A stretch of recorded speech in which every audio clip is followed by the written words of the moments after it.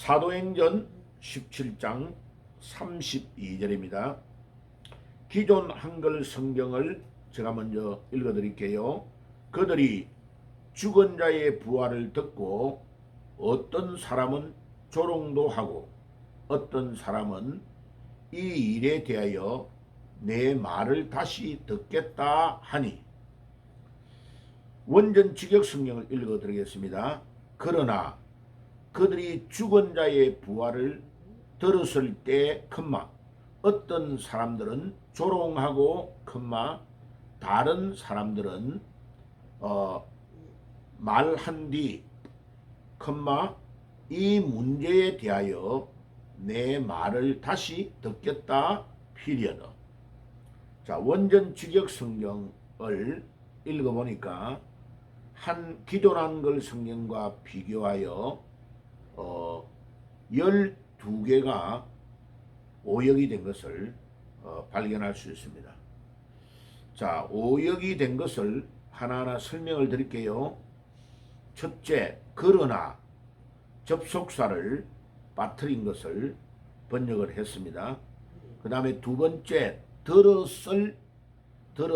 들었다, 과거인데 들었을이라는 단어. 세 번째, 때, 시간적인 문제가 있음을 번역을 해줘야 됩니다. 그 다음에 네 번째는 다섯 번째는 조롱하고, 여섯 번째는 세미콜론, 그냥 컴마가 아니고 세미콜론. 그 다음에 일곱 번째 다른, 여덟 번째 사람들은, 아홉 번째 말하되, 열 번째 열한 번째 이 문제의 11번째, 그 다음에 듣겠다 12번째, 마지막에 피리어드, 그러니까 마지막에 피리어드가 12번째입니다. 자, 그러면 총 정리를 해볼게요. 12개가 어디인지를 다시 한번 정리를 해보겠습니다. 첫 번째, 그러나, 두 번째 오역, 들었을, 세 번째 때, 때가 세 번째, 컴마가 네 번째, 조롱하고 다섯 번째, 여섯 번째가 세미콜론, 일곱 번째가 다른, 여덟 번째가 사람들은, 아홉 번째 말하되, 그 다음에 열 번째가 열한 번째가 문제에, 그 다음에 12번째가 마침표, 피리어드.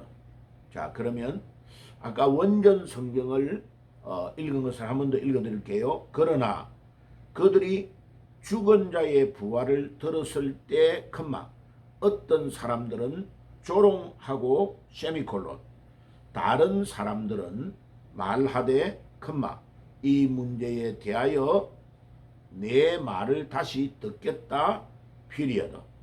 자, 이렇게 해서 12개의 오역이 있음을 말씀을 드렸습니다. 자, 그러면 강해를 해볼게요. 상세히 설명하는 것을 강해라고 합니다. 자, 첫째는 부활이 얼마나 중요한가를 잘 알 수 있습니다. 초대교회의 바울과 베드로와 이런 사도들이 예수님에게 직접 배웠던 그들은 예수님이 3년 반 동안 열심히 같이 동거동락하며 가는 데마다 이적과 기사를 행하시고 놀라운 일들을 보여주셨습니다.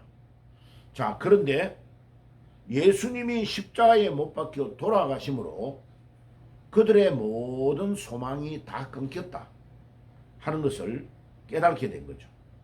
그래서 다 실망과 시리에 빠져서 자기 고향으로 다 도망가 버렸습니다. 왜?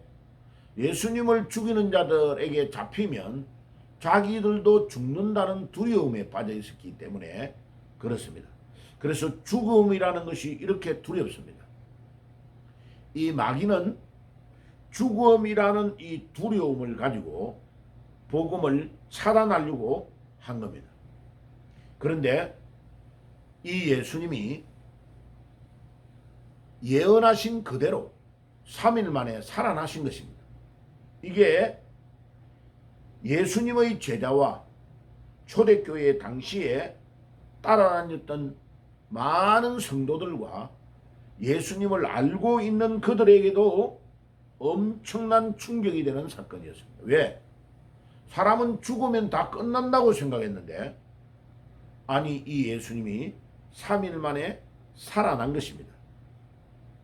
그런데 이것이 사도들에게 가장 충격적인 사건이고 실망과 시리에 빠졌던 그들이 용기를 얻고 새 힘을 얻는 이유와 원인이 된 것인데 그것이 바로 부활 사건입니다. 예수님이 부활하신 이 사건은 오늘 이 본문과 사도행전에서 사도들이 복음을 전할 때의 모든 복음의 핵심이 부활이었습니다. 그래서 이 아테네의 우상이 팽배해 있는 이 도시에 철학이 발달되어 있고 산마다 곳곳마다 알지 못하는 신을 섬기고 있는 이들에게 이 바울이 부활의 복음을 증거하는 데에 모든 시간들을 할애했습니다. 그러니까 그들이 부활에 대한 메시지를 듣고 깨달지 못하는 사람은 두 번째로 조롱하는 일이 일어났다. 지금도 마찬가지입니다. 이 예수님의 부활을 증거하면 아니 사람이 죽으면 끝인데 무슨 죽은 사람이 살아난다는 말이냐 하면서 복음을 받아들이지 않는 자들은 조롱하는 것입니다. 그런 일이 2000년이 지난 지금도 동일하게 일어날 수밖에 없는 것입니다. 그래서 모든 다른 종교, 기독교를 제외한 다른 종교는 예수님의 부활을 믿는다는 것은 이거는 말도 안 되는 일입니다. 그러니까 그들이 조롱할 수밖에 없었죠. 그런데 이 복음을 전하는 사도 바울 자신과 예수님의 제자들은 부활하신 주님을 직접 목격하고 40일 이상 같이 계셨던 것을 깨닫기 때문에 그게 사실이었기 때문에 이 부활의 복음을 가는 데마다 전할 수밖에 없었습니다. 그러니까 초대교회의 사도들이 증거한 복음의 핵심은 부활이었습니다. 만약 예수님의 부활이 없었다면 예수님의 십자가도 아무 의미가 없는 것입니다. 이 부활을 증거하며 그들은 목숨을 걸고 가는 곳마다 이 부활의 예수님을 증거하는 데 시간과 모든 것들을 집중한 것입니다. 그러니까 그 결과는 다른 사람에게 나타납니다. 예수님을 안 믿어가지고 조롱하는 그들 말고 다른 사람들은 복음을 받아들이고 즉석에서 예수님을 믿고 바울을 따라다니는 사람이 있는가 하면 또 어떤 사람들은 우리가 다음에 다시 이 네가 말하는 이 부활에 대한 것이 무엇인지를 한번 다시 들어보겠다 하고 여운을 남기면서 돌아가는 자들이 있다 하는 것을 사도행전 17장 32절은 우리에게 증거하고 있는 것입니다. 자, 그러면 이 사탄이 초대교회 때부터 예수님 당시에부터 예수님이 살아났을 때에 이 로마의 군병을 조절했던 대제사장과 예수님을 반대하는 예루살렘의 모든 가짜 종교 지도자들은 그들이 모함을 해가지고 예수님을 신성모독죄로 몰아가면서 십자가에 못 박여 죽였는데 이 예수가 살아났다는 사실은 그들에게 엄청난 위협이 되고 도전이 된 것입니다. 그러니까 그 당시에 이미 복음서에 보면 예수님의 시신을 제자들이 훔쳐갔다고 해라 하면서 그 무덤을 지켰던 자들과 또 여러 가지 주위에 있는 사람들에게 돈과 뇌물을 주어서 거짓말로 예수님이 살아난 것을 위장하려고 한 것입니다. 이것이 초대교회 이후 이제 사도들이 살아 있었을 때는 본 정인들 때문에 정면으로 이것을 반대하지는 못했지만 속사도 시대 이후 AD 3세기 이후부터 사탄이 계속해서 이 부활을 증거하지 못하게 한 것입니다. 이게 거의 2000년 동안 내려오므로 우리 기독교를 보세요.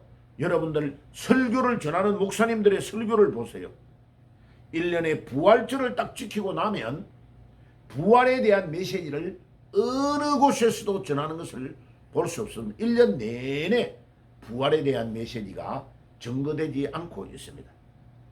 저는 이것을 발견했습니다. 이것이 사탄의 엄청난 괴략이요 전략이다. 우리 기독교의 가장 폭발적인 힘과 능력은 부활의 복음에서 나오는데, 이 부활의 증거를 뭐 바자에 한다, 문학의 밤을 한다, 칸타타의 밤을 한다, 그 다음에 시와 찬미의 밤을 한다, 그 다음에 야외에 나와서 야외 예배를 드린다, 운동회를 한다, 온갖 행사는 있는데도 예수님의 부활의 복음만 전하지 못하게 하면 기독교는 힘을 쓰지 못한다는 전략을 이 사탄이 알고 가지고 기독교를 2000년 동안 부활의 복음을 전하지 못하도록 한 것입니다. 이게 사탄의 가장 고급적인 전략입니다. 다른 것들은 다 해도 좋다.